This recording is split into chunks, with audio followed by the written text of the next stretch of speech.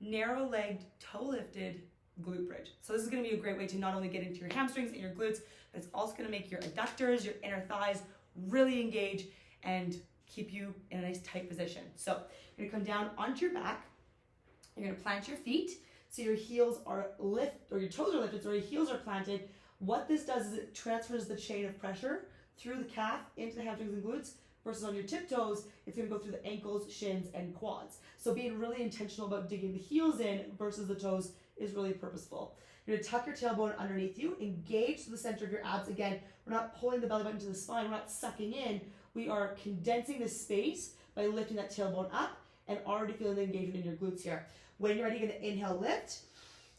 Sorry, I lied to you. You're gonna exhale, lift. Inhale, you're going to rest. Now you're going to squeeze the inner thighs as hard as you can. Don't let them open up or else you've lost that inner thigh engagement. I want you to focus on squeezing as hard as you can, like there was a walnut between your legs that you're trying to squish open, okay? So big squeeze of the glutes, watching that at no point you're not letting the low back take over or that you're letting your hips drop down. I want to keep them up, straight line from shoulders, hips, into those knees, keeping in this narrow toe lifted glute bridge. When you're ready to come out, I want you to drop through the mid back and then through the low back and slowly release the tailbone down to the ground, allowing for the legs to rest.